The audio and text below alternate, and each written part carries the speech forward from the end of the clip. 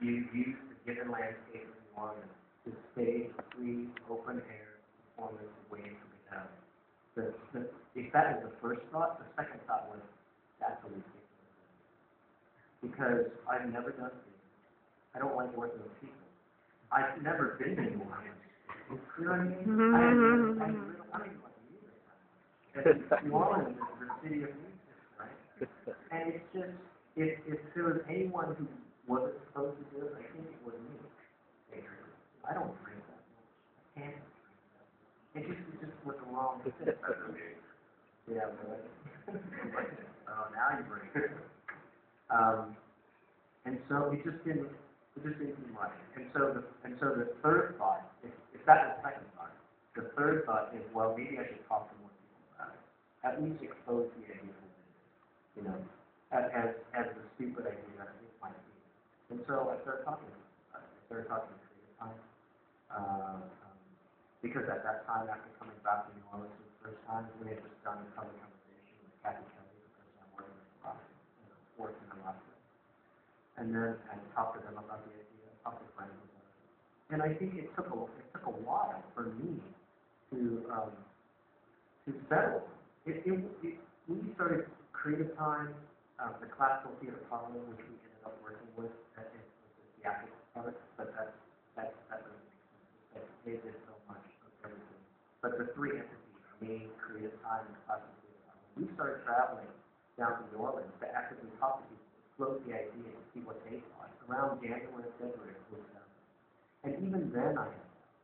Like, I didn't tell you, Rob. I'll tell you everything. It's really, I still had doubts into May whether or not we should do it. Because we couldn't just do a play in that play. You know what I mean? Because if we just did a play, we would be no different than Dick Cheney, right? Because every politician from the hit Katrina to now uses any zone of conflict as a backdrop for a sense of social innovation, right? Whether or not they follow up is really up to them and up to the people who follow up on what we do. But really, from 9/11, we know this before. You know, every politician that wants to talk about terrorism and security uses the backdrop of WCC. And with New Orleans, it's more or less the same.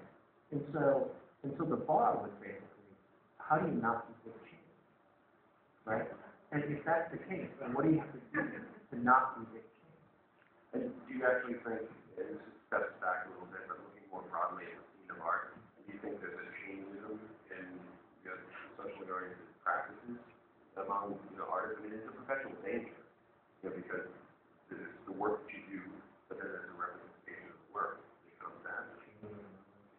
I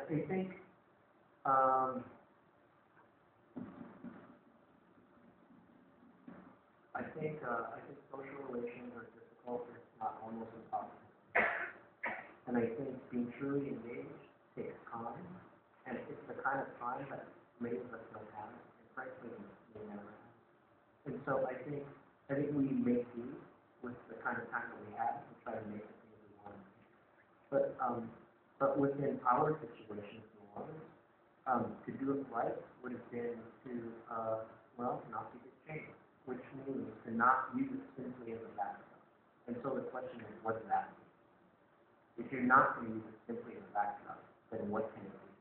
And so from January of 2007 to when I moved down there in August of 2007, so it's like 5-6 months of research, people told us when we were traveling to New Orleans how we should not use New Orleans as a backdrop, how we could potentially use it right. And I think in a way, those 4 or 5 months of travel gave us the blueprint of what we were supposed to do. And what were some of those things? I think there are basically two. If we're, they're basically two. It's time and money. I mean, it's kind of simple. It's time and money. If you're going to do this, you're going to have to spend as much time in the